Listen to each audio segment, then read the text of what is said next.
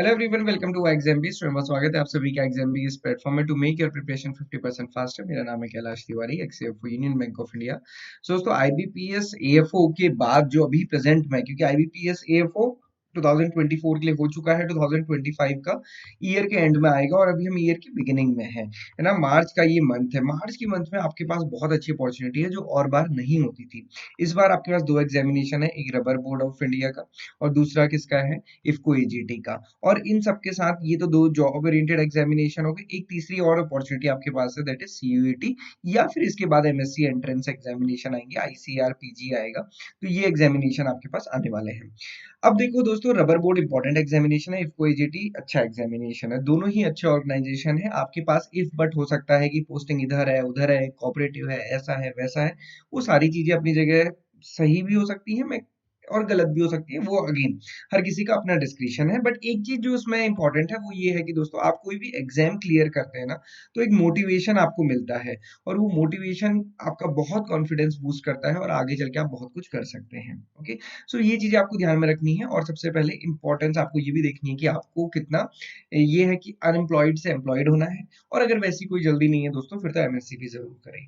मैं तो आपको कहता हूँ, या तो जॉब प्लस प्रिपरेशन कीजिए या फिर एमएससी प्लस प्रिपरेशन कीजिए। सिर्फ प्रिपरेशन करने का कोई बहुत बड़ा मतलब नहीं है। आपको मुझे अनफॉलो करना है, कर लीजिए, उससे कोई फर्क नहीं पड़ेगा। बट देखो दोस्तों, आपको समझना है आपकी लाइफ में क्या इंपॉर्टेंट है। टेक्नोलॉजी बहुत रैपिडली चेंज हो रही है, बहुत तेजी से बदलाव आ रहे हैं चीजों में।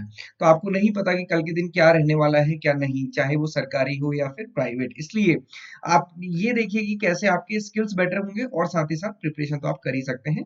और आईबीपीएस एएफओ ऐसा भी एग्जामिनेशन नहीं है जिसके लिए फुल टाइम इधर उधर जाके प्रिपरेशन की जाए जा सके। कहीं से भी आप प्रिपेयर कर सकते हैं। बच्चे नाबार्ड भी क्लियर करते हैं, बच्चे कुछ भी क्लियर कर लेते हैं, तो वो भी आपको समझना है। मेरी इस बात में असहमति है तो जरूर बताइएगा, सहमति है तो भी बताइएगा। मैं सही बात बोल रहा हूँ तो भी बताइएगा, ताकि मुझे पता रहे कि मैं सही बोल रहा हूँ और मैं इसको आगे वोकल होके बोलूँ।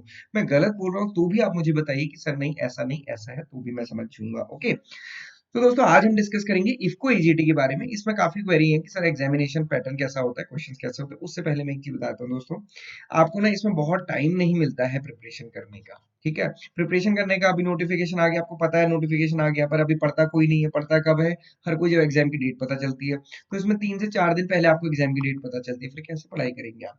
तो इसलिए पहले से ध्यान रखना है कि टाइम कब मिलने वाला है। प्रिपरेशन आपको पहले से करके रखनी है। अब दूसरा मैंने ये भी लिखा है कि इंपॉर्टेंट एग्जामिनेशन क्यों है, क्योंकि देखो 2022 या उसके बाद वाले ही इसमें एलिजिबल है। तो अभी कुछ ही, मतलब हम कह सकते हैं बच्चे इसके लिए एलिजिबल होंगे एज कम्पेयर टू बाकी एग्जामिनेशन।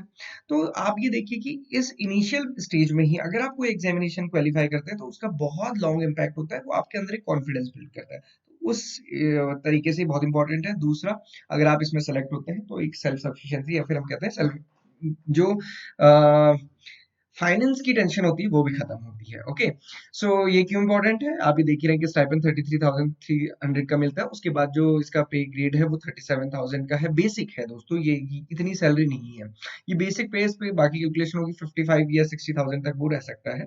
ये इसमें सैलरी का रहता है। और इफको की कॉपरेटिव जॉब है, कॉपरेटिव गवर्नमेंट बहुत फोकस कर रही है, तो आपको लर्निंग भी मिलती है। जरूरी नहीं है कि आप यही देखें कि इफको कैसा है, यहाँ पे कैसा होगा। बहुत सारी चीजें मैटर करती है। इसके साथ साथ कंपटीशन दोस्तों कम होता है, मैंने जैसा आपको बताया, क्योंकि 2022 है, उसके बाद के ही स्टूडेंट्स एलिजिबल हैं। अब आते हैं एग्जामिनेशन पैटर्न पे। तो आप देखिए, इसका प्रीलिम्स मेंस प्लस इंटरव्यू होता है, और जो इसका प्रीलिम्स मेंस है उसका मोर और लेस पैटर्न सेम रहता है, बट ये टाइम का गेम ज्यादा है।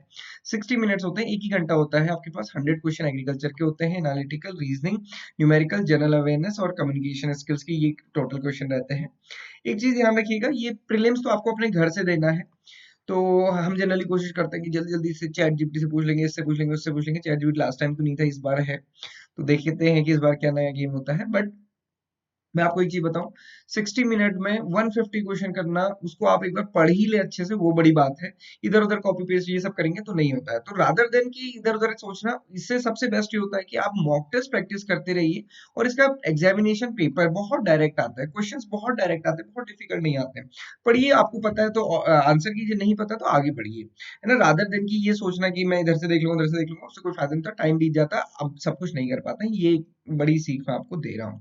तो इसलिए मेहनत करनी है, मॉक टेस्ट देने हैं, और आपने जो ग्रेजुएशन में पढ़ा है उस पे पहले तो भरोसा रखिए। ओके, इफको एजीटी का जो हमारा ऑनलाइन कोर्स भी है, उसमें भी हम क्या करते हैं, जैसे हमारे एग्रीकल्चर है, जनरल अवेयरनेस है, इंग्लिश है, जनरल इंटेलिजेंस एंड रीजनिंग और क्वांट्स है। तो मैं हमेशा इसमें क्या कहता हूँ कि आप इसमें जितने हर एक टॉपिक से रिलेटेड ना, हम हर एक टॉपिक से रिलेटेड वीडियो देते हैं, नोट्स देते हैं, एंड देन उसके बाद उसमें टेस्ट होता है। मैं यही कहता हूँ कि आप सारे टेस्ट अटेम्प्ट कर लीजिए, उतना भी सफिशिएंट है, और फुल लेंथ मॉक टेस्ट तो है ही है। ओके, सो इसके साथ आपको क्या करना है, अगर आपको देखना है कि सर पेपर एक्चुअल में आया कैसा, सो आप देखेंगे लास्ट टाइम की जो एनालिसिस वीडियोस है ना, वो यहाँ पे अवेलेबल है, आप देख सकते हैं। उससे यही पता चलता है कि बच्चे कैसा कर पाए क्या नहीं कर पाए। बट मैं आपको बता रहा हूँ, ऐसा कभी नहीं होता कि सर पेपर बहुत डिफिकल्ट था, इजी था। दोनों कंडीशन में यही होता है कि क्वेश्चन बहुत डायरेक्ट टू द पॉइंट आते हैं, बट आपको करने होते हैं। ओके, इससे पहले भी हमने जब ये हुआ था तभी हमने सेशन किया था, वो भी आप देख सकते हैं। कि सारी वीडियोस आपको हमारे चैनल पे अवेलेबल है, वो आपको मिल जाएंगी। और इसके साथ साथ जो प्रीवियस ईयर पेपर है वो सारे आपको मिल जाएंगे। तो आप इनको अटेम्प्ट करिए, आपको पता चल जाएगा कि क्वेश्चन कितने डायरेक्ट टू द पॉइंट और शॉर्ट आते हैं। ओके, अब ओवरऑल एनालिसिस आप मुझसे पूछेंगे तो मैं बोलूंगा कि ये जो गेम है या एग्जामिनेशन है, ये किसका गेम है? टाइम मैनेजमेंट का। इजी डायरेक्ट क्वेश्चन आते हैं, सारे ही सब्जेक्ट इंपॉर्टेंट है, जेनेटिक्स प्लांट ब्रीडिंग के क्वेश्चन भी होंगे, इकोनॉमी भी होगा, सॉइल साइंस भी होगा। आपको हेल्प कौन करेगा? Mock test. तो आपको फोकस किस पे करना है? प्रैक्टिस पे। Revision plus practice. रिवीजन किसका? जो आपने ग्रेजुएशन में पढ़ा, उसको प्रैक्टिस कीजिए। बहुत ज्यादा ये मत सोचिए कि सर जीरो से शुरू करेंगे, शुरू से शुरू करेंगे। जहां से वहीं से शुरू कीजिए। ओके, ये आपको करना है। और इसका कोर्स हमारे पास अवेलेबल है, आप कोर्स भी अवेल कर सकते हैं। ओके, और मैंने आपको बताया कि सबसे बेस्ट तरीका क्या है। वीडियोस या नोट्स आपने देखे हैं या नहीं देखे, आप सीधे टेस्ट करिए, है ना। और जिस जो चीज आपसे नहीं हो पा रही, फिर आप उसके बाद उसके नोट्स पढ़ सकते हैं, वीडियो देख सकते हैं। और आपको लगता है कि नहीं मैं बहुत कॉन्फिडेंट हूँ, तो फिर आप सीधे मॉक टेस्ट अटेम्प्ट कीजिए। सीयूटी पीजी के भी हैं, साथ ही साथ इफको ईजीटी का भी है मॉक टेस्ट, तो आप मॉक टेस्ट अटेम्प्ट कर सकते हैं। CUET PG, IFFCO EGT, Rubber बुक, सभी की मॉक टेस्ट अवेलेबल है, और बहुत नॉमिनल प्राइस में है ना। स्टूडेंट्स की हमेशा रिक्वेस्ट होती है कि सर कोर्स महंगा है, तो मॉक टेस्ट अगर आपको लेना है, मॉक टेस्ट बहुत फिजिबल है और best quality mock test. So this is all. बहुत अच्छे से प्रिपरेशन कीजिए, कोई डाउट क्वेरी क्वेश्चन है तो आप कनेक्ट कर सकते हैं। Thank you for watching this video and have a great day.